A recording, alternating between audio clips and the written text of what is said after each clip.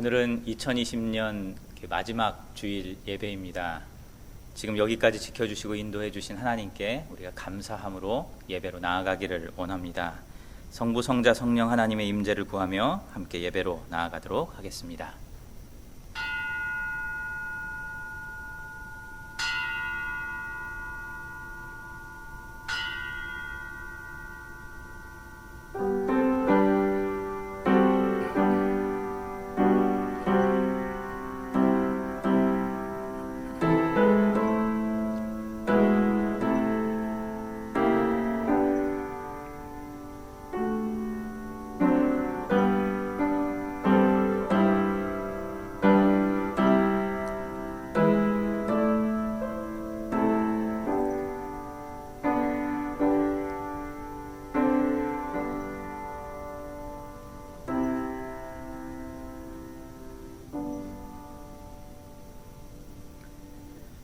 하나님은 영이시니 예배하는 자가 영과 진리로 예배할지니라.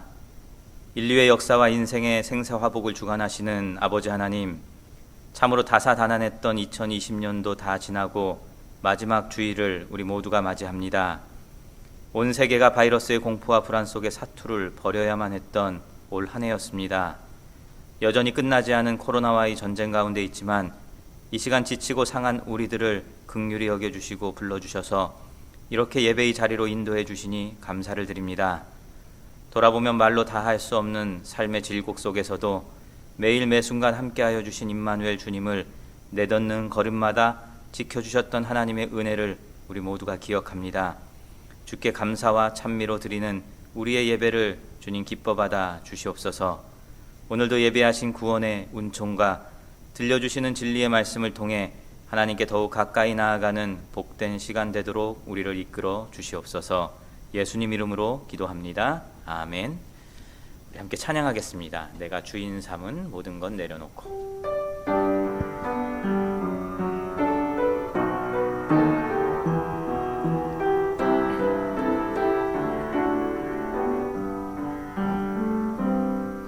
내가 주인 삼은 모든 것 내려놓고 내 주 되신 주 앞에 나가 내가 사랑했던 모든 것 내려놓고 주님만 사랑해. 내가 주인 삼은 모든 것 내려놓고 내 주 되신 주 앞에 나가 내가 사랑했던 모든 것 내려놓고 주님만 사랑해.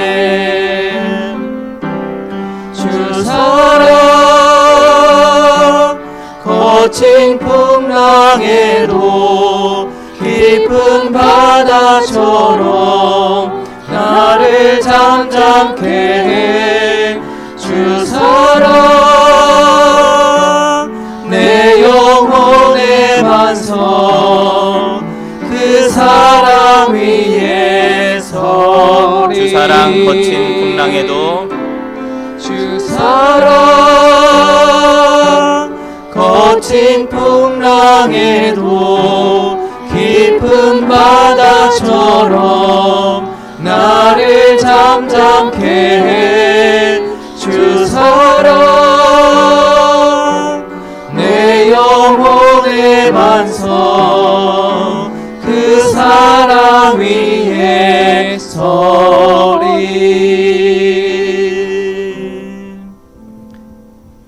아멘. 우리 찬송가 뒤에 있는 교독문 36번입니다. 10편, 90편 함께 교독하도록 하겠습니다.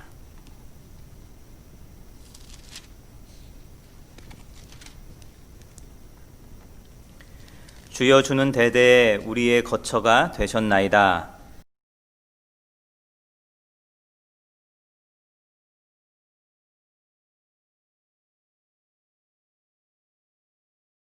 주께서 사람을 티끌로 돌아가게 하시고 말씀하시기를 너희 인생들은 돌아가라 하셨사오니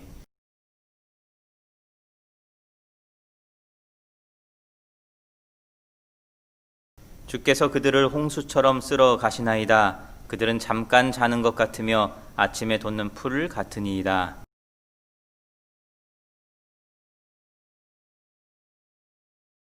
우리는 주의 노에 소멸되며 주의 분내심에 놀라나이다.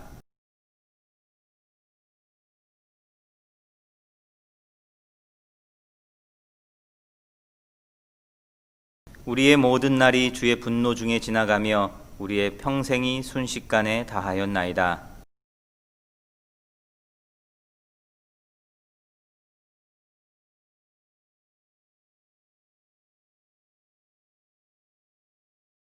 누가 주의 노여움의 능력을 알며 누가 주의 진노의 두려움을 알리이까?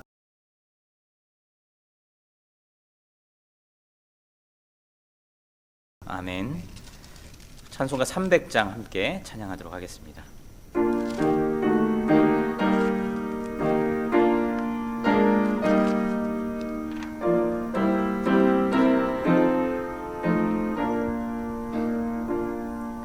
내 맘이 낙심되며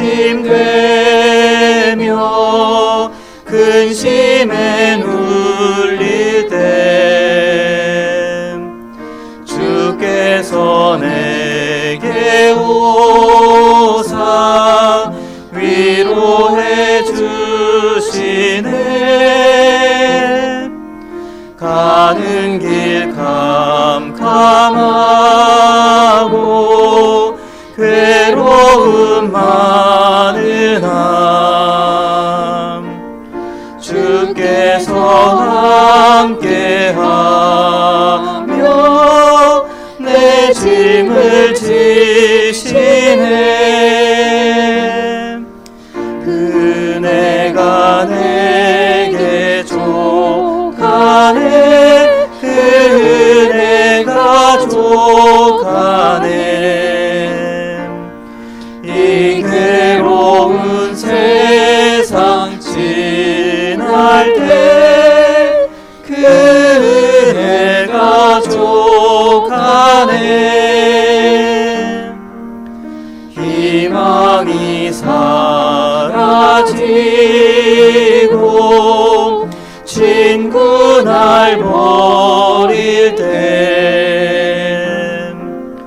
주 내게 속삭이며 새 희망 주시네. 싸움이 맹렬하여 두려워 떨 때에 승리의 왕이 되신 주 음성 들리네. 그네가 내게 족하네. 그네가 족하네. 이 괴로운 세상 지날 때 그네가 족하네. 번민이 가득 차고 번민이 가득 눈물이 흐를 때 눈물이 흐를 주 나의 곁에 오사 주 나의 곁에 오사 위로해 주시네. 환난이 닥쳐와서 어려움 당할 때 주님의 능력 입어 원수를 이기네. 그네가 내게 족하네.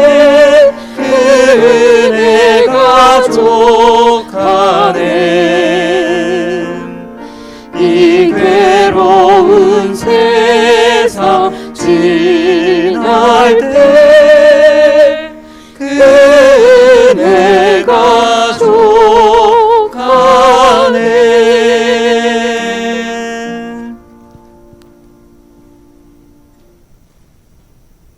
하나님 아버지, 모든 것을 감사드립니다. 많은 일이 있었던 2020년이 저물어 갑니다. 당신을 떠난 저희를 아버지의 자녀로 불러주시고 오늘도 주님을 기억하고 예배할 수 있게 하심에 감사드립니다. 주님 앞에 진실한 마음으로 저희 죄를 고백하오니 용서하여 주시고 항상 주님 앞에 겸손하고 구별된 자가 되게 하시옵소서. 당신을 안다고 하면서도 우리의 눈과 마음은 당신을 바라보고 담는 것보다 세상에 익숙하고 우리의 귀는 당신의 세미한 음성을 듣기보다는 세상 사는 얘기에 빠져 있을 때가 있으니 불쌍한 저희들을 기억하셔서 주님에 대한 믿음과 소망으로 기대하게 하시며 주님 나라를 바라보는 인생 되게 하시옵소서.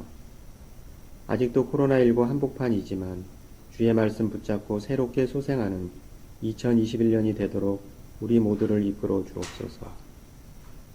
하나님 아버지, 아직도 분단되어 있는 우리 민족을 불쌍히 여겨 주셔서 하나님을 섬기는 신실한 지도자들이 세워져서 먼저 믿는 자들의 회개와 기도가 일어나게 하셔서 우리 민족이 주님 앞으로 돌아오게 하여 주시옵소서.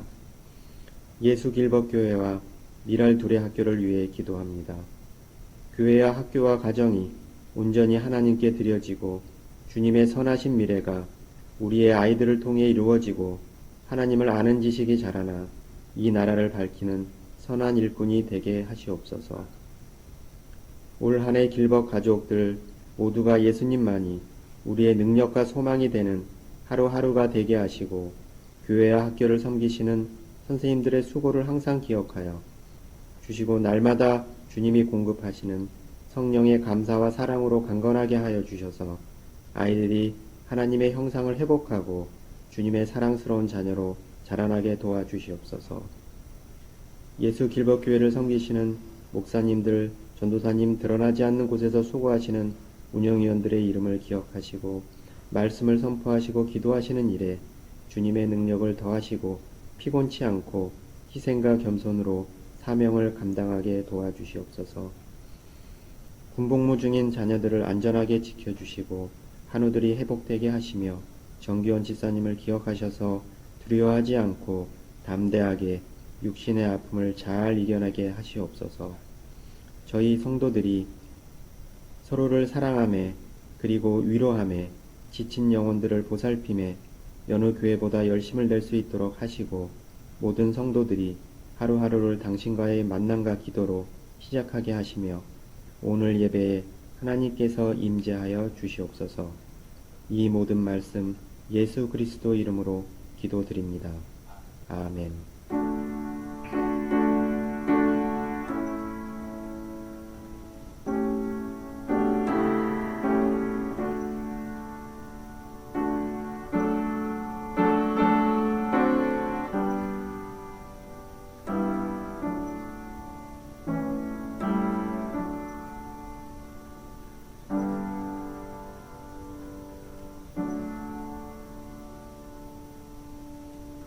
오늘 하나님께서 우리에게 주시는 말씀은 요한복음 1장 1절에서 3절 말씀입니다.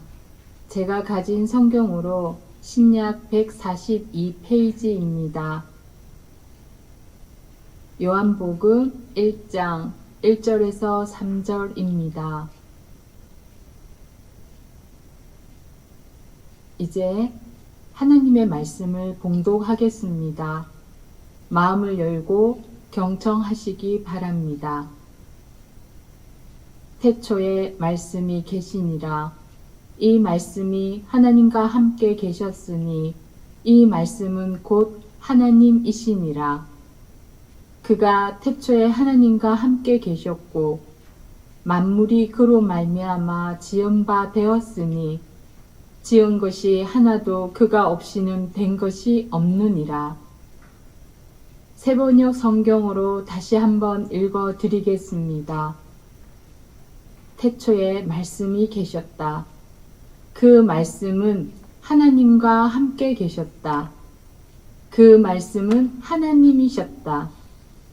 그는 태초에 하나님과 함께 계셨다. 모든 것이 그로 말미암아 생겨났으니 그가 없이 생겨난 것은 하나도 없다. 아멘. 이것은 살아계신 하나님의 말씀입니다. 2020년 마지막 주일 예배입니다. 정말 올 한 해는 어떻게 살았는지 1년이 주마등처럼 이렇게 스쳐 지나가는 것 같습니다. 2019년 12월 12일 중국 우한에서 첫 코로나 환자가 발생하고 우리나라에는 올 1월 19일에 우한에서 들어온 중국인 여성이 첫 확진을 받으면서 본격적으로 이 코로나19의 영향권 안에 들어오게 되었습니다. 우리가 기억해보면 올 2월 18일 대구에서 첫 코로나 환자가 확인되면서 그야말로 이 코로나 바이러스에 봉쇄된 1년을 지금껏 우리는 꼬박 이렇게 보내야만 했던 겁니다. 우리 교회는 3월 첫 주에 온라인 예배를 처음으로 드리기 시작해서 지난 10개월 가운데 오늘까지 7개월을 비대면 상황에서 우리가 함께 예배를 드렸습니다. 성도님들이 살아가는 일터의 특성상 1년 가까이 이렇게 얼굴을 아직 못 뵌 분들도 계십니다. 교회 예배에 이렇게 함께 모이지 못하는 것도 정말 아쉬운 일이지만 그런 것보다도 코로나19로 인해 삶의 짐이 더욱 무거워지고 또 어려운 상황에 놓인 우리 성도님들과 또 우리 이웃들의 이야기를 들을 때 목회자로서는 더 가슴이 아프고 절망하게 됩니다. 매상이 절반도 안 되는 것을 넘어서 전무한 사업장을 지켜야 하는 우리 교우들의 힘겨운 삶을 만날 때면 사실은 더 많이 기도해주고 더 많이 중보해야 되는데 왜 마음속에는 훨씬 더 큰 미안함이 생기는지 모르겠습니다. 코로나19가 아니어도 이 추운 겨울로 힘들고 외로운 이웃들, 소외계층 사람들의 어려움과 안타까운 죽음의 소식을 들을 때면 그들을 위해서 아무것도 할 수 없는 이 무력한 목사라는 것이 늘 부끄럽고 실망스럽게만 느껴집니다. 고통의 징검다리를 건너는 인생길에 정말로 이 끝도 없는 바이러스까지 더해진 우리는 그런 2020년을 살지 않았나 이렇게 돌아보게 됩니다. 그럼에도 참으로 놀랍고 감사한 것은 이렇게 전무후무한 재난 속에서도 힘겨운 한 해의 끝자락까지 와서 이렇게 우리가 예배하고 있다는 겁니다. 우리 사랑하는 성도 여러분, 그럼에도 불구하고 우린 코로나19의 이 어두운 터널을 걸어서 마지막 주일 예배 앞에까지 왔습니다.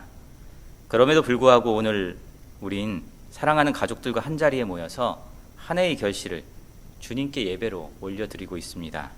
그럼에도 불구하고 우린 새해 첫 예배를 통해서 다시 힘찬 한 해를 다시금 시작하게 될 수 있을 겁니다. 지금까지 우리를 지켜주시고 인도해 주신 에베네셀 되신 하나님께서 내년에도 후년에도 주의 날이 이를 때까지 우리 예수 길벗 가족들을 변함없이 지켜주시고 인도해 주실 줄로 믿습니다.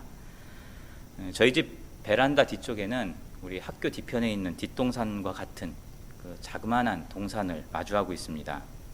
올 초 여름에 저희 집 베란다에서 시선을 마주하고 있는 바로 그 나무들 중에 상수리 나무 한 그루가 죽어버렸습니다. 사진을 보면 죽은 나무예요. 녹음이 짙어가는 푸른 숲 가운데 빛바랜 낙엽으로 변해버린 저 나무, 고사목 그 자체이죠. 초록빛으로 수놓은 숲에 메말라 죽어버린 한 그루의 나무는 너무나 확연하게 마치 생과 삶과 죽음을 갈라놓는 것처럼 이렇게 보였습니다. 그 나무를 볼 때마다 늘 마음이 편하지 않았어요. 왜 우리 집 앞에 저렇게 나무가 말라 죽었을까? 생을 다한 나무를 보면서 계속적으로 저 자신에게 이렇게 투영해 봤어요. 야, 이 삶이라는 게 저런 것일까? 죽음이라는 것은 저렇게 옆에 푸르른 삶의 자리에 덩그라니 메말라 있는 모습일까? 생명 사이에 저렇게 서 있는 메마른 고사목이 마치 힘을 잃어버린 우리 인생과 좀 비슷하다는 생각이 들었습니다. 참 그러고 보면 마지막에 우리의 모습은 참 이게 특별한 인생이란 없겠다 이런 느낌이 다가오기도 합니다. 그리고 계절이 바뀌어서 겨울이 되었습니다. 한참을 잊고 지내다가 문득 창밖에 고사목이 어떤 모습을 하고 있을까 궁금해졌어요. 그래서 창문을 열고 이렇게 내다봤습니다. 그랬더니 이런 모습으로 있는 거예요. 여러분 어떤 나무가 죽은 상수리 나무인지 구별할 수 있겠습니까? 가을이 되고 찬바람이 불어서 낙엽이 다 떨어지고 찬란했던 지난날도 다 묻어두는 계절 앞에 서게 되니까 삶과 죽음을 가르는 경계가 사라져 버린 겁니다. 우리는 봄날에 싹이 올라오고 연두빛 잎이 나무를 감싸 안을 때 정말 삶의 경이로움과 아름다움을 보게 됩니다. 여름날 녹색 은총으로 가득 채운 숲을 보면 내가 살아있다는 걸 느끼게 되죠. 울긋불긋 온 산을 물들인 가을 단풍은 그야말로 인생 최고의 날처럼 우리가 환호성을 지르게 하는 겁니다. 그런데 이 또한 하나둘 마지막 잎새까지 떨어지고 나면 빈 가지만 앙상하게 남아있어서 벌거벗은 초라한 신세가처럼 저렇게 보여지게 된다는 겁니다. 제가 이제 새벽에 동트기 전 새벽에 종종 목양실에서 뒷동산에 이렇게 서서 뒷동산을 한참 이렇게 바라보곤 합니다. 아직은 은은한 불빛이 남아있는 십자가 뒤로 겨울산은 정말 앙상한 가지만 쓸쓸하고 초췌한 모습으로 이렇게 추위에 떨고 있는 것처럼 보입니다. 사진 속에 보면은 나뭇잎 하나 없이 빈 가지만 있죠. 그래서일까 겨울나무는 차갑고 외로워 보이는 것인지도 모르겠습니다. 엊그제는 앙상한 빈 가지로 가득 찬 숲을 제가 한참을 바라보고 있다가 정말 제 가슴이 갑자기 이렇게 막 뛰는 것을 느낄 수 있었어요. 모든 것을 저 떨궈낸 나무들 사이로 하늘이 그 어느 때보다도 너무나 밝게 보이는 거예요. 여러분 자세히 저 사진을 확대해서 보면 저 나무 빈가지 사이마다 하늘로 꽉 채워 있습니다. 우거진 숲과 화사하게 물들었던 찬란한 계절에는 볼 수 없었던 하늘이 저 추운 겨울 너머로 보이는 거예요. 여러분 저 사진 사이로 하늘이 보입니까? 울창한 여름의 숲에선 볼 수 없었는데 가을로 물든 산에선 우리가 정말로 찾을 수가 없었는데 생의 온갖 찔꺼기를 다 떨쳐내고 나니까 하늘이 우리 인생의 겨울날을 마치 이렇게 품어주고 있는 것처럼 보이는 거예요. 우리 사랑하는 성도 여러분, 우리는 이렇게 인생의 사계절을 살아가는 사람들입니다.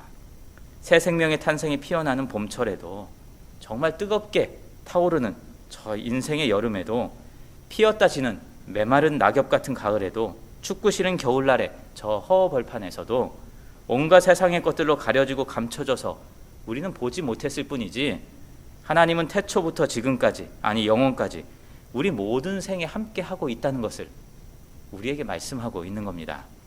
코로나19라는 부풍 한파에 속절없이 무너져버린 인생이라고 여러분 낙심하거나 절망하지 않을 수 있기를 바랍니다.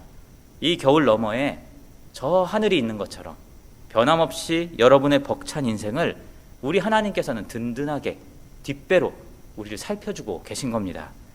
푸르던 청춘은 가고 오색 찬란한 시절은 지나고 앙상한 빈가지로 선 나무들은 저물어가는 우리 인생 같아서 사람들은 늘 허무하다고 부질없다고 그렇게 이야기를 합니다. 하지만 여러분 그렇게 슬퍼하거나 절망하지 않을 수 있기를 바랍니다. 저 두려움 너머에 저 죽음 너머에 영생의 소망을 우리에게 약속하시는 하나님께서 우리 사랑하는 성도 여러분과 함께 계십니다. 우리 예수 길법가족 여러분 꼭 이 겨울에 밖에 나가서 저 겨울 숲을 한번 올려다볼 수 있기를 바랍니다. 나뭇가지 사이사이 저 하늘이 하나님이 바탕이 되어서 배경이 되는 정말 힘찬 소망을 여러분이 볼 수 있을 겁니다. 추위에 얼어붙은 나무들이 아니라 여전히 그 뿌리의 힘과 온기로 언 땅을 녹이면서 봄날의 새싹을 저 겨울 나무들은 키우고 있는 것을 볼 수 있습니다. 어김없이 3월이면 다시 싹을 움트면서 내일로 솟아나고 자라나게 될 겁니다. 간곡히 바라고 기도하는 것은 오늘도 그리고 내일도 2021년 내년도 우리의 살아갈 모든 일생도 어느 곳에서든 하나님의 품 안에서 하늘을 보며 소망으로 일어서는 우리 예수 길법 가족들 될 수 있기를 주님의 이름으로 축원합니다. 이번 주일부터 우리는 요한복음의 말씀을 우리 주일 설교를 통해서 함께 만나려고 합니다. 저 개인적으로는 요한복음을 여러 번 통독은 했지만 이게 한 절 한 절을 묵상하면서 설교로 하는 것은 저도 처음이에요. 그래서 기한을 정하지 않고 가능하면 차근차근 말씀을 함께 나누려고 합니다.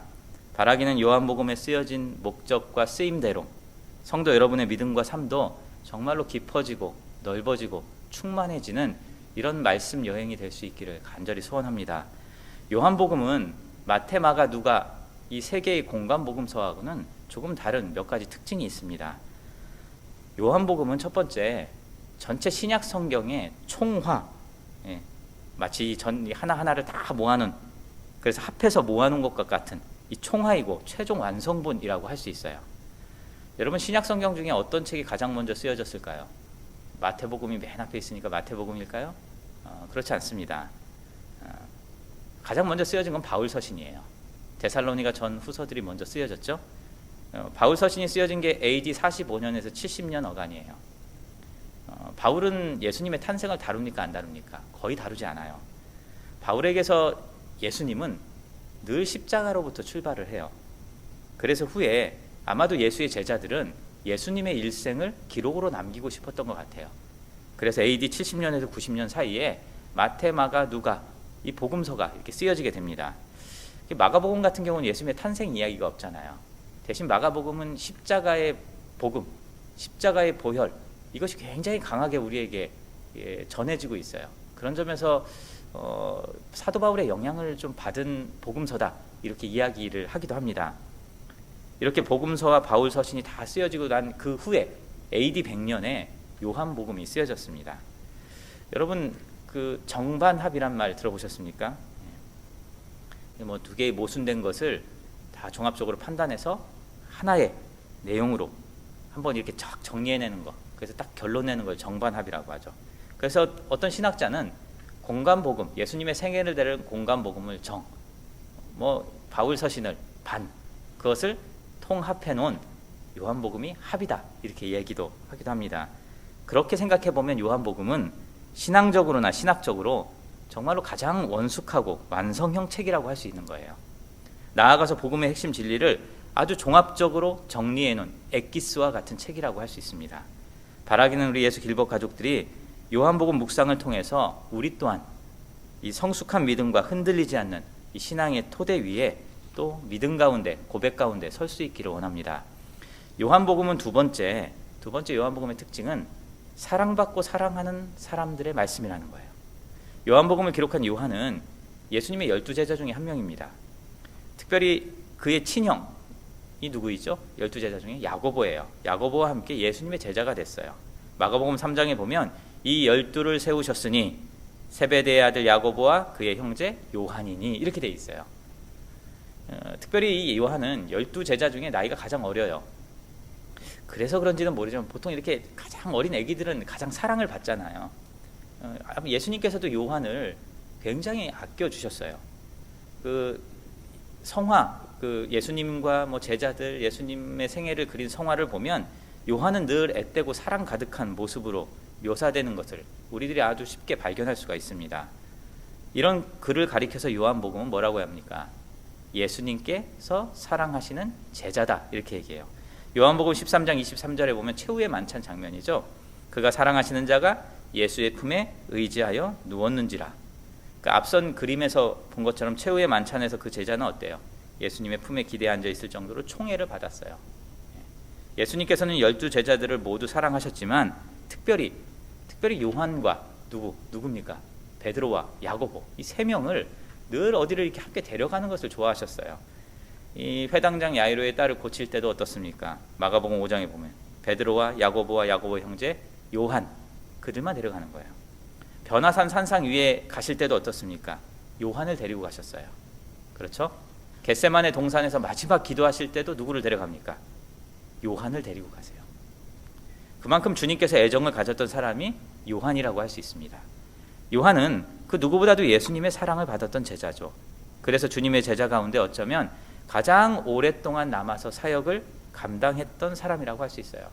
그렇게 감당하면서 그가 정리하고 깊이 묵상하고 그 생각해낸 또 믿음의 고백으로 결론을 내린 게 무엇이에요? 요한 1서 4장 16절. 하나님은 사랑이시라는 거예요.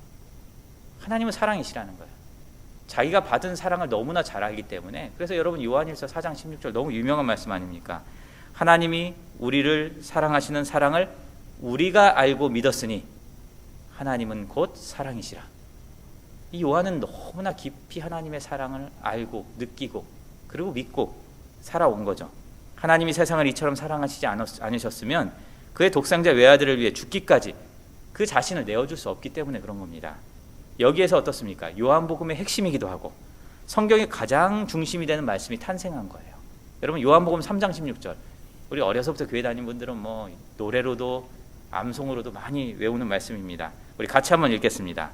하나님이 세상을 이처럼 사랑하사 독생자를 주셨으니 이는 그를 믿는 자마다 멸망하지 않고 영생을 얻게 하려 하심이라. 요한은 이 거대한 하나님의 사랑을 깊이 깨닫고 큰 감격 속에서 이 요한복음을 기록하고 있는 거예요. 저는 우리 사랑하는 성도 여러분이 요한복음이라는 이 숲길을 한 걸음 한 걸음 걸어가면서 이 예수님의 참 사랑을 느끼고 경험할 수 있기를 원합니다. 주님의 사랑은 슬퍼하는 우리에게 진정한 위로와 힘이 되십니다. 막막한 세상에 살아가는 우리들에게 진짜 살아가는 의미가 무엇인지를 알려주세요. 뿐만 아니라 죽음을 이기고 사는 영생의 삶으로 우리 모두를 이끌어 주실 겁니다. 2021년 우리 예수 길벗 가족들 모두가 주의 사랑 안에서 누리는 그 은혜로 충만할 수 있기를 주님의 이름으로 간절히 축원합니다. 우리 세 번째 요한복음은 정말로 영적인 보고라는 게 보물창고잖아요. 이 저장고이자 빛의 말씀이라고 할 수 있어요. 예수님의 12제자들이 후에 어떻게 됩니까? 예수님이 돌아가시고 난 다음에 12사도가 되죠. 이 12사도 중 11명이 어떻게 돼요? 죽임을 당했어요. 끔찍하게 죽임을 해요. 십자가형의 처형을 당하기도 하고 창에 찔려 죽기도 하고 참수형을 당하기도 했어요. 유일하게 사도 요한만 늙어서 죽었어요. 생을 다 하고 죽었어요. 요한이 나이가 90살이 됐을 때 그 나이에 그리스에 있는 반모섬, 뭐 지금은 이 파트모스라고 하죠. 파트모스라는 섬에 유배를 가서 거기서 18개월, 1년 6개월을 거기서 유배 생활을 했어요. 참 이 유배 생활이라는 게 갇혀 있는 거잖아요. 요즘 우리가 코로나라는 게 이 유배 생활 같은 거잖아요. 근데 이 동서양을 막론하고 유배지는 마치 일종의 수도원 같아요. 와, 거기서 막 엄청난 것들이 나타나요. 우리가 사는 남양주는 누구의 도시입니까? 다산 정약용의 도시잖아요. 예. 유배하면 또 정약용을 따라갈 사람이 없죠. 유배지에 수백 권의 책을 썼어요. 엄청나죠? 이 사도 요한도 이 반모섬에서 요한복음을, 요한계시록을 쓴 거예요. 요한 당시의 반모섬은 사실 이 로마 시대 중범죄자들의 유배지였습니다. 흉악범들이 그 섬 안에 우글우글 됐죠. 요한은 반모섬의 가장 높은 곳, 그 산에 험하고 가파른 산 중턱의 동굴에서 살았습니다. 그가 어두운 동굴에서 그렇게 살아야만 했기 때문인지는 모르지만 그에게 어둠 가운데 빛은 늘 되게 중요한 주제예요. 그래서 요한에게 어둠 가운데 빛은 생명이고 창조의 근원이고 구원자이고 말씀이고 메시아였던 겁니다. 요한복음을 가리켜서 하나 요한복음 별명이 하나 있어요. 요한복음을 뭐라고 합니까? 독수리 복음이라고 해요. 독수리. 이 참 가끔 이제 이건 인용하시는 분들이 많은데 왜 그럴까요? 그래서 실제로 사도 요한을 이렇게 그려놓은 성화를 보면 요한의 옆에는 늘 독수리가 있는 그림들이 많아요. 여기에도 보면 이 그림에도 이렇게 담겨 있죠. 이거는 계시록 그 4장에 나오는 말씀에서 그 별명이 붙여졌어요. 요한계시록 4장 7절에 보면 그 하늘 보좌에 있는 그 동물의 모습이 나오죠. 생물은 사자 같고, 첫 번째는 송아지 같고, 세 번째는 얼굴이 사람 같고, 넷째 생물은 날아가는 뭐 같아요? 독수리 같다는 거예요. 2세기에 활동하던 그 프랑스 리옹의 주교였던 이레니우스라는 사람이 이 계시록의 본문에 근거해서 마태복음은 사자복음이고 마가복음은 소의 복음이고 누가복음은 사람의 복음이고 요한복음은 독수리 복음이다 이렇게 얘기를 했어요. 예. 이 이레니우스가 대단한 사람이죠. 2세기 교회의 수호자라고 불릴 만큼 당시에 가장 큰 이단이었던 영지주의자들과의 싸움에서 아주 선봉장에 있었던 사람이기도 하죠. 왜 요한복음은 그러면 독수리에 비유했을까요? 독수리에게는 가장 큰 특징이 하나 있어요. 뭘까요? 독수리의 시력이에요. 시력. 이 사람의 눈과 비교할 때 1평방센티미터당 그 시각세포가 우리보다 8배 정도가 많다고 그래요. 그래서 저 200m 상공에서 이렇게 날다가도 저 땅바닥에 있는 10원짜리 동전을 볼 수 있다는 거예요. 30m 상공을 날아가다가 그 떨어져 있는 벽시 한 알도 발견해낼 수 있다고 합니다. 저 10km 밖에서 그 호숫가에서 물고기들이 이렇게 탁 튀어오를 때 그 튀어오르는 걸 볼 수 있다고 그래요. 엄청난 시력이죠. 무엇보다도 눈부시게 빛나는 태양을 정면으로 바라볼 수 있는 새가 독수리라고 해요. 그런 점에서 요한복음은 독수리처럼 한 곳을 바라보고 시선을 흐트러뜨리지 않는 책이라는 거예요. 우리가 즐겨 부르는 찬송가, 여러분 354장 기억하세요? 주를 앙모하는 자, 주를 앙모하는 자 올라가 올라가. 뭐처럼 올라갑니까? 독수리같이. 여러분, 주를 앙모한다는 게 뭐예요? 독수리처럼 태양을 주시하듯이 하나님을 바라보고 그 시선을 주님께 고정한다는 거예요. 주를 앙모한다는 것은 하나님을 신뢰하고 기다린다는 거예요. 모든 싸움 이기고 근심 걱정 다 버린 후 올라가는 거예요. 주를 예배하고 주께 기도하고 주의 말씀을 붙잡고 소망을 품고 기다리는 사람이 주를 앙모하는 사람이에요.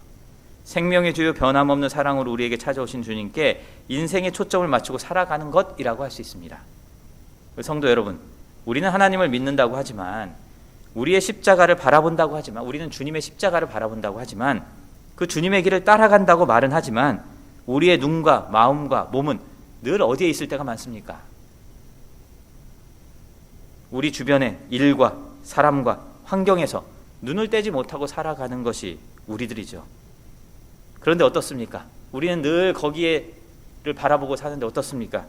그 일이 정말 주의 뜻이라고 나는 확신했었는데, 그 사람이 정말 나와 함께 걸어갈 믿음의 사람이라고 정말로 믿었었는데, 이 공동체가 지금의 주위 환경이 최선이고 주의 길이라고 믿었었는데, 이런 우리의 기대와 선택과 확신과 소망과 신뢰보다 우리는 어떻습니까? 늘 실망과 좌절을 경험하는 것이 훨씬 많아요, 우리 인생에. 제가 좋아하는 가수 중에 이적이라는 가수가 있어요. 이적이 쓴 노랫말 중에, 그 노래 중에 이런 노래가 있어요. 가사가 참, 다시 돌아올 거라고 했잖아, 잠깐이면 될 거라고 했잖아, 여기 서 있으라고 말했었잖아, 거짓말 거짓말 거짓말. 그 밑에 그래요. 후렴구죠. 그대만을 하염없이 기다렸었는데, 그대 말을 철석같이 믿었었는데. 뭐 멜로디가 생각나는 분들도 있을 거예요. 사람의 말과 환경에 초점을 맞추면 정말로 쉽게 상처받고 실망하고 낙심하는 것이 우리가 살아가는 세상인 겁니다. 그래서 요한은 변함없이 우리를 사랑하셔서 기꺼이 죽음까지도 내어주신 정말로 우리의 구원자 되신 예수님께 우리의 시선을 맞추며 살아가라고 말씀하는 거예요. 그는 일관되게 그래서 우리에게 예수 그리스도의 빛을 바라보라고 하는 거예요. 그 빛이 우리 안에 있다고 얘기하는 거예요. 그 빛이 우리에게 생명이 되신다고 말씀하는 겁니다. 요한복음은 이렇게 예리하고 통찰력 있는 영적인 심한 이 독수리의 눈처럼 빛이신 예수님 가운데 우리를 머물러 있게 해주는 책이라고 할 수 있습니다. 우리 성도 여러분, 요한복음 읽기와 듣기와 묵상과 기도 속에서 생명의 근원 되시고 주인 되신 하나님께 우리 모두가 그 시선을 맞출 수 있기를 원합니다. 그렇게 우리가 주님께 우리의 초점을 맞출 수 있기를 원합니다. 여러분의 영혼이 주를 바라봄으로 새 힘을 얻을 줄로 믿습니다. 여러분의 몸이 주께 나아감으로 고침을 받을 줄 믿습니다. 여러분의 삶이 우리 주님을 따라감으로 진짜 은혜가 여러분이 머무는 자리마다 넘쳐날 줄로 믿습니다. 네 번째 요한복음은 단순하면서도 정교한 진리의 말씀이자 자유하면서도 신비로움을 간직한 성령의 복음이라고 할 수 있어요. 성서학자 중에 카르손이라는 분이 요한복음을 이렇게 얘기했어요. 어린아이라도 읽을 만큼 단순한데 탁월한 사람이 정신력을 집중시켜야 할 만큼 복잡한 책이기도 하다는 거예요. 그러니까 어린이가 읽을 만큼 단순하니까 우리 모두가 다 읽을 수 있어요. 예, 그렇죠? 우리는 여기다 방점을 찍었죠. 예. 그러니까 레온 모리스라는 분도 이렇게 얘기했어요. 요한복음은 어린아이도 건너갈 만큼 얕은 웅덩이일 수도 있고 코끼리도 헤엄쳐 가야 할 만큼 깊고 거대한 강물이기도 합니다. 우리가 정말로 물장구 칠 수 있는 정말로 그런 주님의 말씀의 바다인 거예요.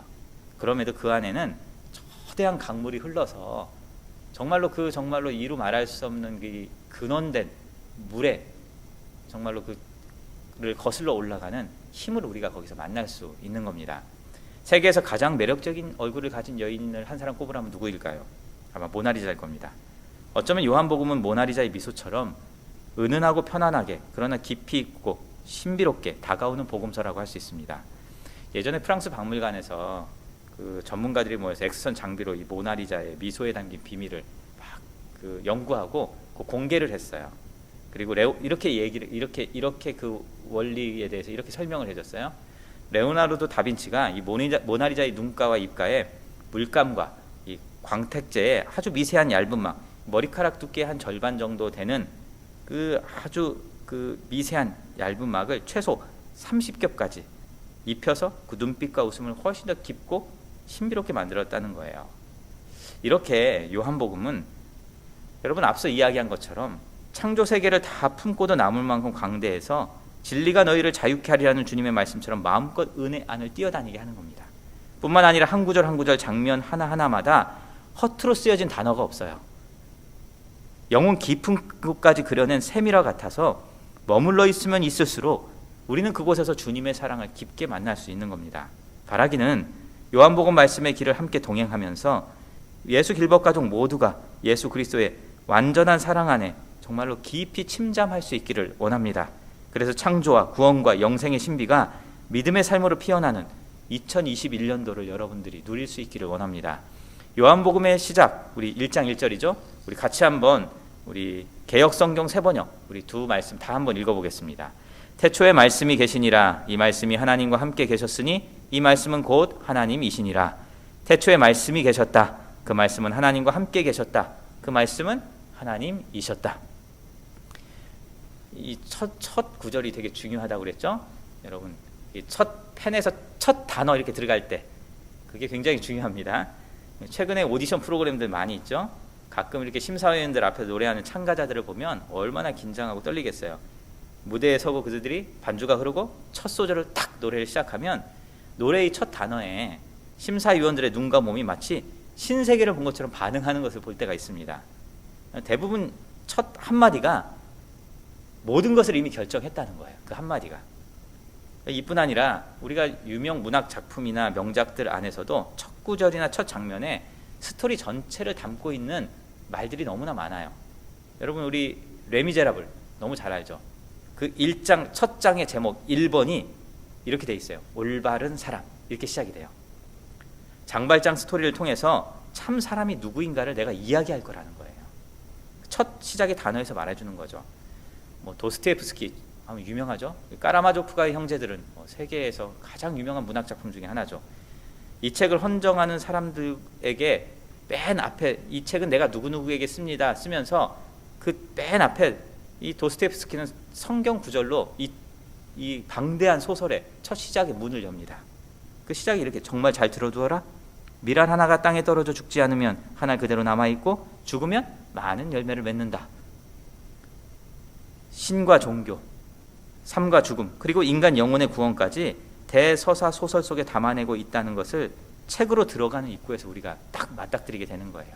그런 점에서 요한복음 1장 1절은 요한복음 전체를 조망하고 해석하는, 이해하는 길잡이라고 할 수 있습니다. 무엇보다 태초에 말씀이 계셨다는 요한의 선언은 우리가 믿고 고백하는 하나님이 누구인지에 관한 인식의 출발점이라고 할 수 있어요. 내가 어떻게 하나님을 믿고 내가 믿는 하나님이 누구신지에 관한 선 이해는 모든 것을 결정합니다. 너무나 중요해요. 그래서 이렇게 내 안에 각인되고 체득되어진 생각과 인식은 모든 것을 판단하고 선택하고 결정하는 열쇠가 되기 때문에 그렇습니다. 그리고 끝까지 정해진 길을 가도록 하는 신앙과 믿음인 거예요. 저한테는 아주 고향에 제 마음의 향수를 불러일으키는, 지금도 아주 절친, 아주 친한 친구가 둘이 있어요. 한 친구는 제가 고등학교 때 전도한 친구예요. 고등학교 3년을 참 열심히 교회 다녔어요. 가정에서 혼자만 다녔지만 교회에서 고등부 임원 활동도 같이 하고 고등부 연극반 활동도 같이 했어요. 이 친구는 고등학교를 졸업하고 해군사관학교에 입학을 했습니다. 지금은 해군 대령이에요. 대학을 가면서 홀로 떨어져 있게 되고, 그러면서 신앙을 갖고 멀어지고, 친구나 가족 중에 누구도 교회 다니는 사람이 없다 보니까 자연스럽게 신앙도 잃어버리고 교회로도 멀어졌어요. 물론 지금도 교회 다니지 않아요. 그런데 이 친구가 소령 진급, 소령 대위에서 소령이 올라갈 때 진급을 앞두고 전화가 왔어요, 저한테.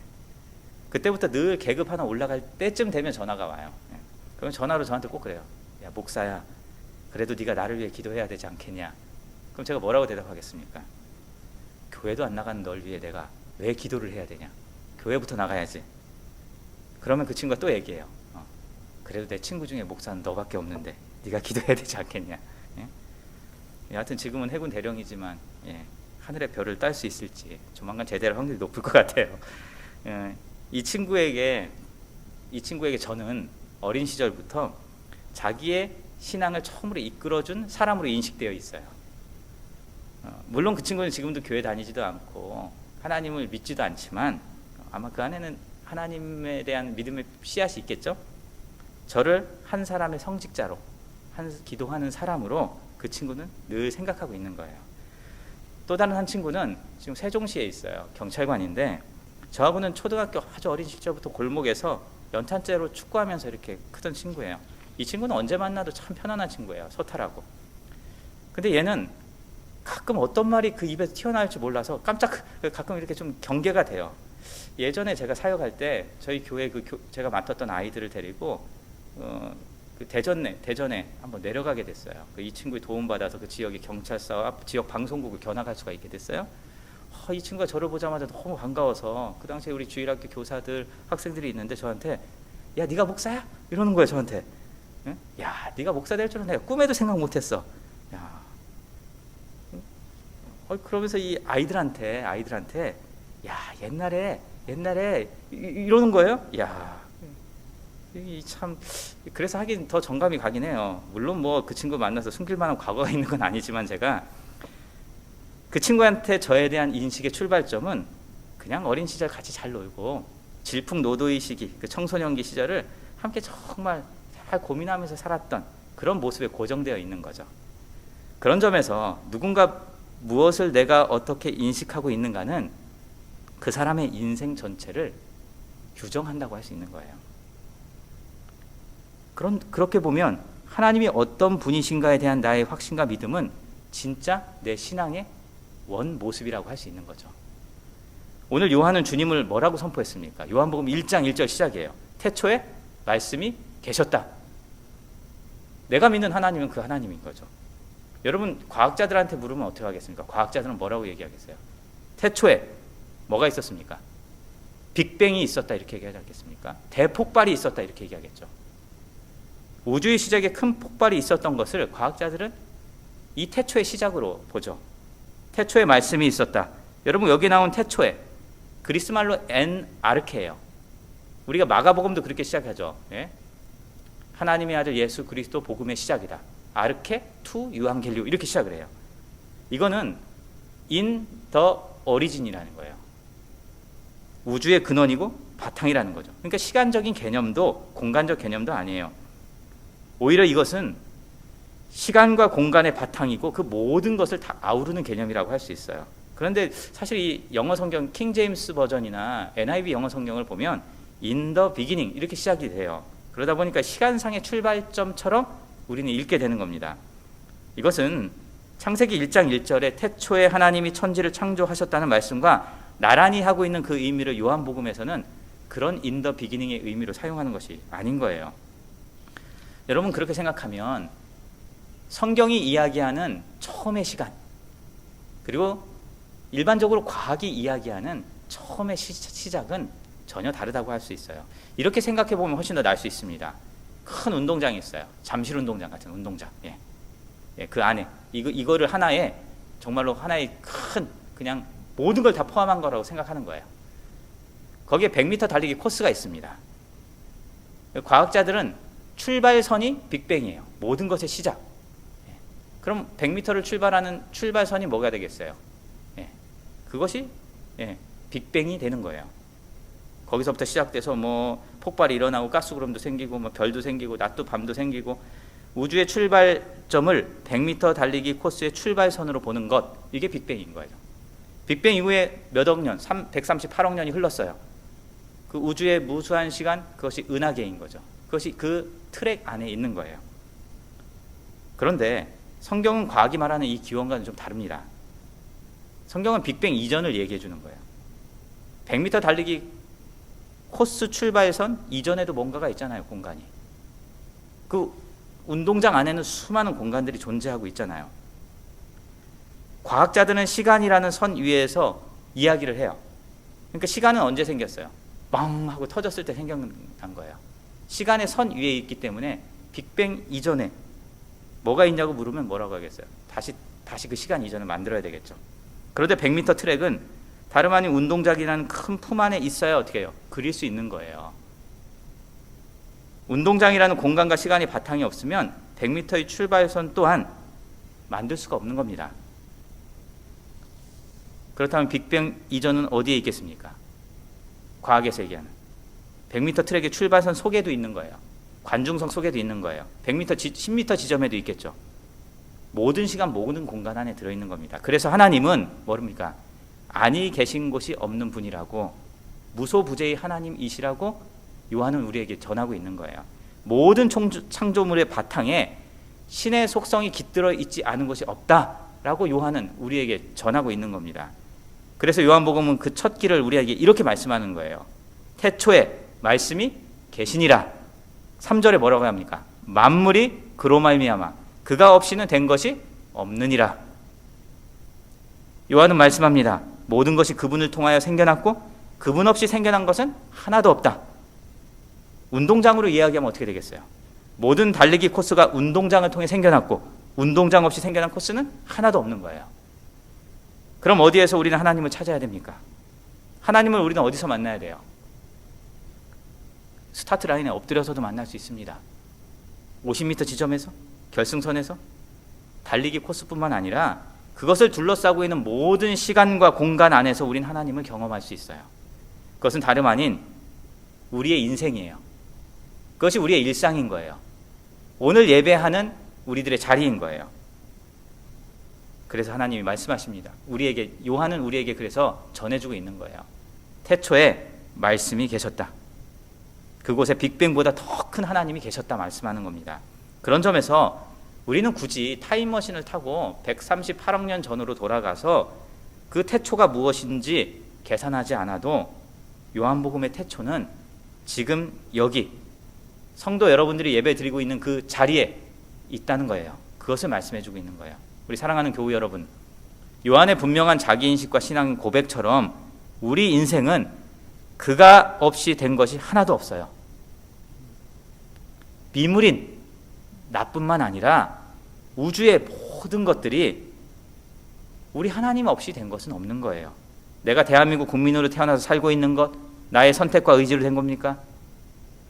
오늘 아침에 눈을 뜨고 밥을 먹고 예배를 드리고 대화를 하고 산책을 하고 커피를 마시고 내 삶의 작은 부분이라도 만약에 삐끗 어긋나면 이렇게 지극히 평범한 것들도 절대 당연한 일상이 될 수 없다는 것을 우리는 수없이 인생에서 경험했습니다. 저는 좀 만성 두통이 있는데 머리를 아프게 하는 두통 하나도 내 마음대로 할 수가 없어요. 가족도, 신앙도, 자식도, 정의와 평화도, 사는 것과 죽는 것도 하나도 그 없이 이루어지지는 못하는 겁니다.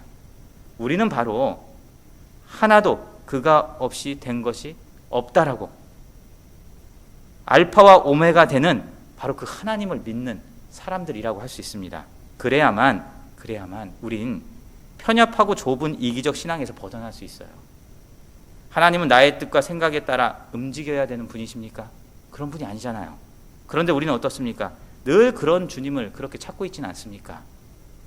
자기 비전과 목표와 성공을 뒷받침해줘야만 하는 하나님, 나의 일과 사업과 가정을 지켜주시는 그저 수호신으로서의 하나님, 병만을 고쳐주시는 하나님, 고통만을 없애주시는 하나님, 심판하시는 하나님, 무조건 용서해주시는 하나님,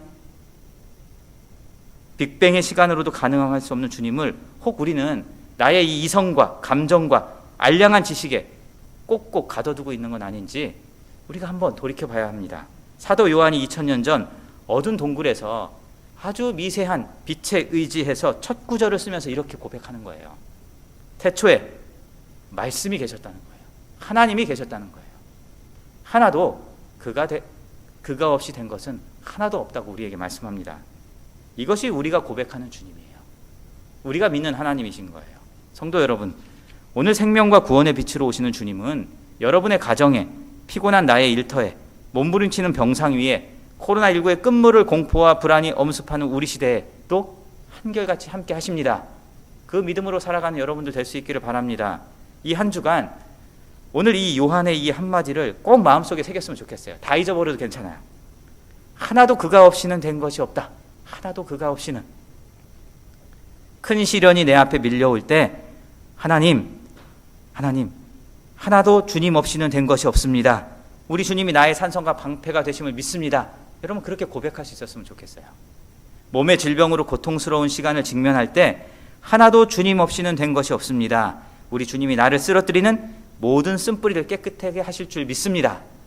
미래가 불안하고 현실이 막막할 때 하나도 주님 없이는 된 것이 없습니다. 우리 주님이 모든 시절 나의 인도자 되심을 믿습니다. 이렇게 고백하고 이렇게 말씀으로 살아가는 우리 예수 길벗 가족들 될 수 있기를 주님의 이름으로 축원합니다. 우리 함께 찬송가 435장 함께 찬양하겠습니다.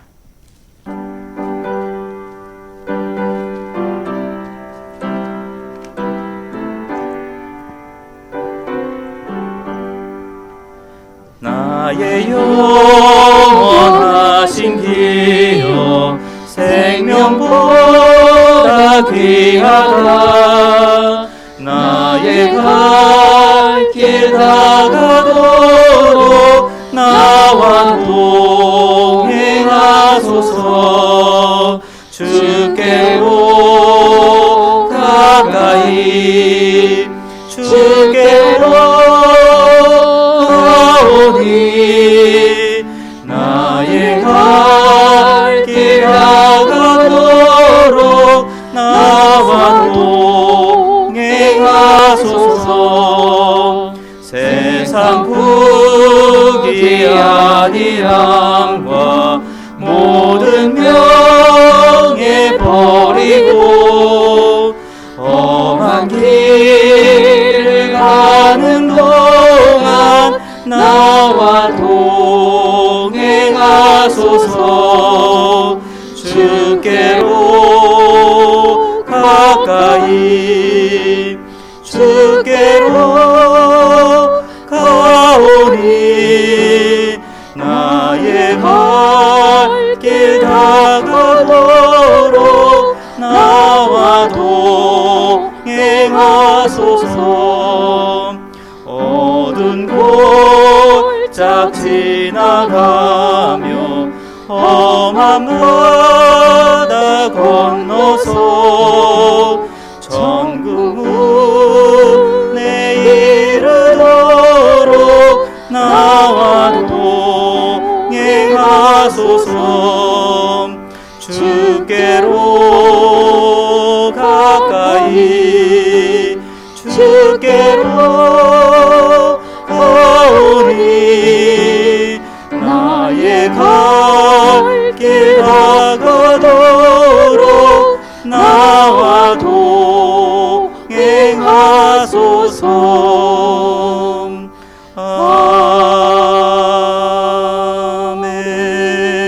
아멘. 말씀을 생각하면서 우리 함께 기도했으면 좋겠습니다. 오늘 요한은 우리에게 이렇게 선포합니다. 태초에 처음부터 지금까지 영원까지 하나님은 계십니다. 하나도 그가 없이는 된 것이 없습니다. 여러분 올 한 해 우리 가운데 함께 하셨던 그 하나님, 정말로 지치고 상한 우리의 모든 삶을 주님 앞에 내려놓고 구할 수 있기를 원합니다. 혹 이제 다음 주면 새해를 맞이하게 되는데 새해로 나아가는 길에 정말로 내가 나아가는 길에 정말로 힘들고 고단한 인생의 고비고비 그런 나의 삶의 시절이 있습니까? 그때마다 큰 시련이 내 앞에 밀려올 때마다 우리도 그렇게 고백할 수 있기를 원합니다. 하나도 주님 없이는 된 것이 없습니다. 그래서 나는 우리 주님 의지하며 이렇게 믿음의 아버지 한 걸음 한 걸음을 걸어갑니다. 이렇게 고백할 수 있기를 원합니다. 여러분의 삶을 내어놓고 지난 한 해를 내어놓고 새로운 한 해를 기대하며 그렇게 함께 기도하겠습니다.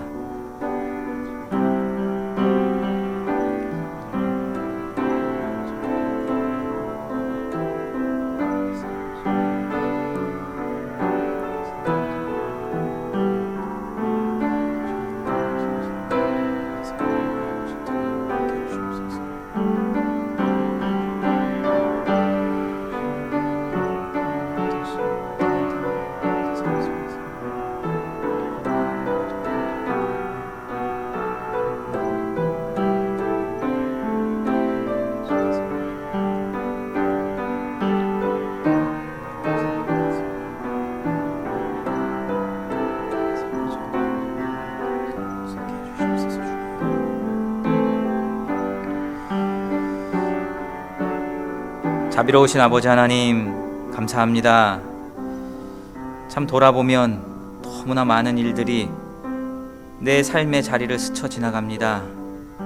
정말 헤아릴 수 없는, 때로는 수많은 고통과 아픔들도, 눈물들도, 정말로 이해할 수 없는 수많은 사건들로 아버지 그렇게 우리는 올 1년을 걸어왔습니다. 그럼에도 이렇게 이 주일 우리 주님 앞에 예배하게 하신 주님을 생각하면 걸어온 발자국 발자국마다 모든 것이 주님의 은혜입니다. 은총입니다. 주님, 우리도 요한이 정말로 주님의 아버지 비춰주시는 소망의 빛 가운데서 아버지 정말로 한 구절 한 구절 늘러 쓴 그 말씀을 일생 마음에 아버지 새기고 살아갈 수 있게 해 주시옵소서. 태초에 지금 우리가 살아가는 이 현실에 내일과 저 영원까지도 우리 하나님은 함께 계십니다. 우리도 고백하며 살게 해 주시옵소서. 하나도 우리 하나님 없이 된 것이 없사오니 어떤 시련 중에도, 어떤 고난 중에도, 질병 중에도, 불안 중에도 온전히 주님 의지하며 나아가는 우리 모든 예수 길법 가족들 되게 해 주시옵소서. 예수님 이름으로 기도합니다. 아멘. 우리 함께 하나님 앞에 예물 드리도록 하겠습니다.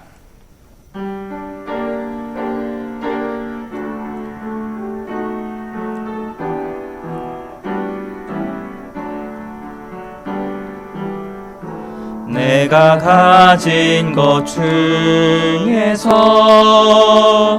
가장 소중한 것으로 우리 사는 동안에 가장 소중한 주님께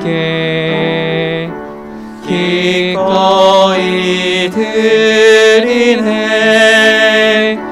모두 드리네. 넉넉히 받으신 주께 드리네. 아무 가진 것 없어도, 아무 가진 것 없어도, 항상 부족하여도 약한 이 몸을 높이려 가장 큰 일을 맡기셨네. 기꺼이 드리네. 모두 드리네. 넉넉히 받으신 주께 드리네.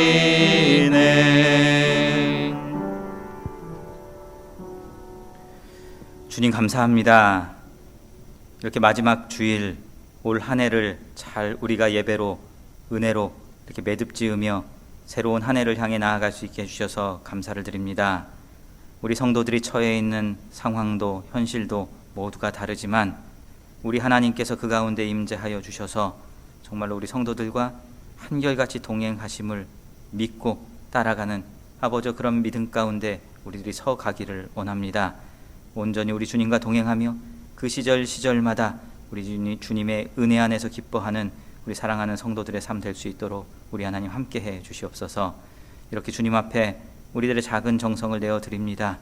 허물 많은 정말로 연약한 우리의 인생도 주님께 의탁하고 의지합니다. 온전히 우리를 소생시켜 주시고 주님과 함께 더불어 아버지 이 시절 우리 주님께서 베풀어 주신 아버지 그 인도하심을 따라 함께 걸어가는 우리 모두가 되게 해 주옵소서. 드린 예물 아버지 주님께서 선하게 사용하여 주셔서 곳곳마다 우리 주님의 살아 계심이 나타나게 해 주옵소서. 이렇게 하나님 주 앞에 예배하는 우리 성도들의 한 주간의 삶을 주님께 맡겨드립니다. 이제 새로운 한 해를 요 주간에 우리가 맞이하게 될 터인데 하나님 우리가 온전히 주님 앞에 나 자신을 내어 맡기고 우리 주님이 정말로 나와 매 순간 함께함을 믿고 신뢰하며 힘있게 새해를 시작하는 우리 모든 예수 길법 가족들 되게 해 주옵소서. 예수님 이름으로 기도합니다. 아멘. 우리 헌신의 찬송 함께 찬양하겠습니다.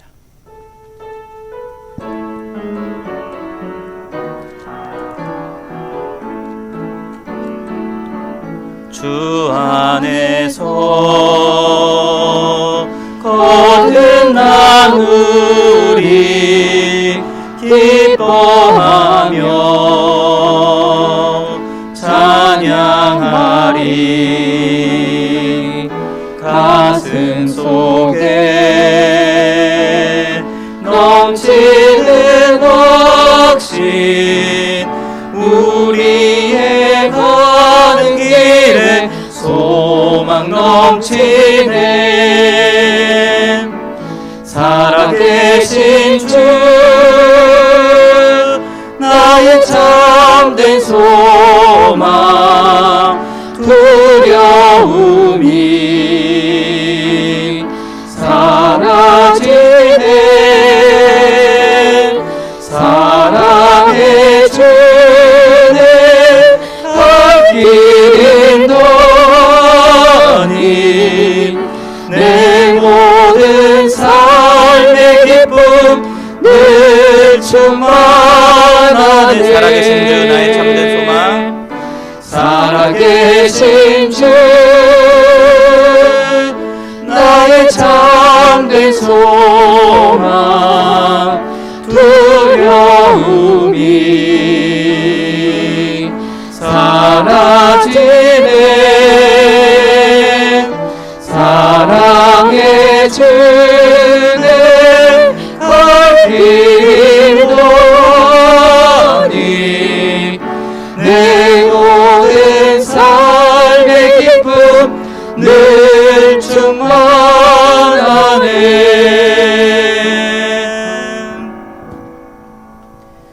이제는 우리 주 예수 그리스도의 은혜와 한없는 하나님의 크신 사랑과 성령 하나님의 교통하심이 2020년 고단한 인생길 속에서도 태초에 말씀이 계셨다.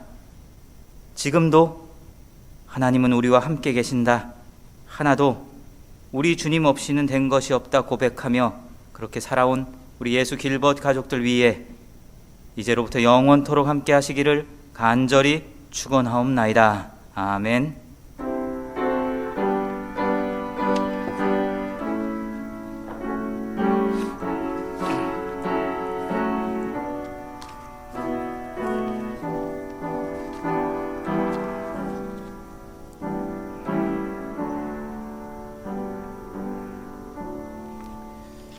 예, 예배 마치겠습니다. 우리 잠시 우리 교회 소식 안내해 드리겠습니다. 조금 예년보다 설교가 좀 길었는데요. 요한복음 좀 서론을 좀 여러분들하고 나누느라고 한꺼번에 다 나누지는 못했지만 우리 뭐 다음 주부터도 하나하나 이렇게 함께 이렇게 말씀을 좀 묵상하고 우리가 함께 주님께서 우리에게 주시는 메시지, 음성들을 우리가 듣고 찾아가는 시간이 되면 좋겠습니다.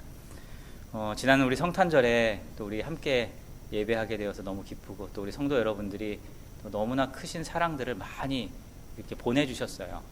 그래서 정말 너무 물품도 많이 보내주시고 또 성도 여러분들의 그 사랑이 또 이렇게 헌금으로도 많이 이렇게 보내주셨습니다. 그래서 우리 이미 그 사랑의 나눔 우리 성도 우리 기관들 또 개인 또 어렵고 힘든 교회들에도 우리들이 연말까지 해서 다 이렇게 전하고 나누도록 하겠습니다. 이미 성탄절에 여러분이 보내주신 분유하고 또 후원금 또 옷가지들 이런 것들을 우리 에라논하고 폭력 피해 여성 아동들 시설 센터에도 함께 나눠주고 왔습니다. 아마 이번 주일에도 우리 외국인 노동자 센터 또 노숙인 단체 이렇게 함께 방문해서 교역자들이 전해주고 오도록 하겠습니다. 여러분들 그 사랑이 분명 여러분의 기도와 또 하나님을 향한 그 마음 가운데서 함께 다 나누어 줬을 줄 믿습니다. 코로나19로 인해서 우리가 이 온라인 예배가 계속 될 것 같아요. 연초에도. 사실 이 한 두세 주는 조금 이 교역자들도 상당히 그 에너지 소진이 많은 주간이기도 아마 다음 주까지 그렇게 갈 것 같아요. 그래서 제가 좀 목소리가 좀 쉬긴 했는데요.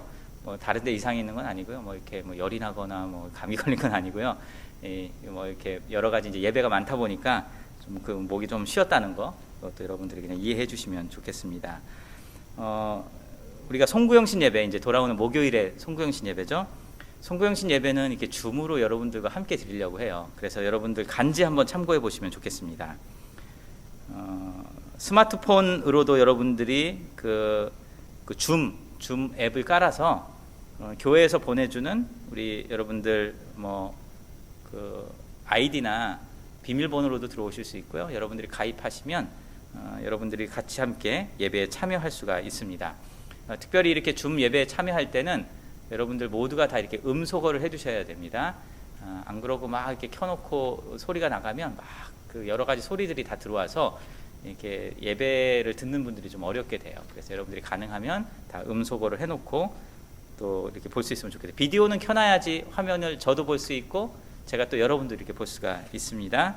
여러분들 혹시 궁금한 거나 모르는 것들은 교회로 연락 주시면 되고요. 또 이게 줌 사용이 어려우신 분들을 위해서 이렇게 똑같이 온라인 예배로도 예배가 송출이 됩니다. 그러니까 줌 예배가 개인적으로 좀 어려우신 분들은 이렇게 온라인 예배로 들어오셔서 그 시간에 그 예배에 참여하시면 되겠습니다. 우리 정착운영위원회가 이따가 2시에 줌으로 회의를 합니다. 이제 우리가 대면이 안 되다 보니까 마지막 우리 예산 결산 이런 것들도 이게 줌으로 이렇게 진행될 것 같습니다. 우리 정기현 집사님 그 뇌종양 수술 후에 계속 치료 중에 있습니다. 또 재활 중에 있는데 여러분들 속히 쾌유할 수 있도록 이렇게 함께 중보해 주시고 기도해 주시면 좋겠습니다. 우리 송구영신 예배 때는 우리 2021년도에 조금 변화되는 우리 교회 사역들, 또 교회 새롭게 오시는 우리 전도사님도 계세요.